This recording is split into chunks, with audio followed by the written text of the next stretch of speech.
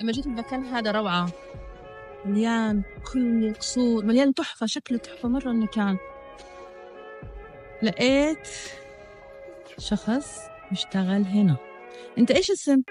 উনি হচ্ছে আমাদের বাংলাদেশের ভাই, ওনার নামটা জিজ্ঞেস করতেছেন নতুন দেখে উনি ওনার নামটাও সুন্দর মতো বলতে পারতেছেন না। দেখেন সৌদি আরবে নতুন আসলে কি অবস্থা হয়, ওনারা বলতেছে কালাম কালাম তুই নাম বল, গুল গুল নাম বল, ঠিক আছে, ইসিম কি নাম কি বল, বলতে পারতেছে না। ايش অনেকক্ষণ ধরে اسم؟ ওর নাম জিজ্ঞেস করলেও জিজ্ঞেস করতে তুই কত انت বছর। اسم ايش؟ এভাবে هذا আরবি না اسم শিখে আসলে অনেক হ্যাসেল পয়েতে হয়, ঠিক আছে, ভালো মন্দ জিজ্ঞেস করলে কিছু উত্তর দেওয়া যায় না। সে পরে বলতেছে মাফি মালুম طيب কিছু انت জানি না। من فين؟ তারপর সৌদি মহিলা بنجلاديش؟ বলতেছে কোন জায়গায়, কোন থেকে আসছ, انت আমি বাংলাদেশ। اشتغل هنا পরে كم؟ বলতেছে كم বাংলাদেশ, سنة؟ কারণ বাংলাদেশ কথা তো বুঝবে كم؟ নিজের দেশে না। انت ফেটে هنا হইতে সিস্টেগাল কাম জানা, মানে কত বছর ধরে তুই এনে কাজ করস।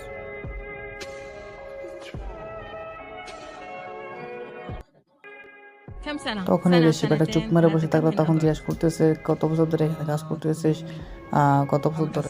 পরে সৌদি মহিলা বলতেছে সে আরবিও জানে ইংলিশ জানে না, আমি অনেকক্ষণ তো তার দেখতেছি যেন জিজ্ঞেস করতেছে আর কি।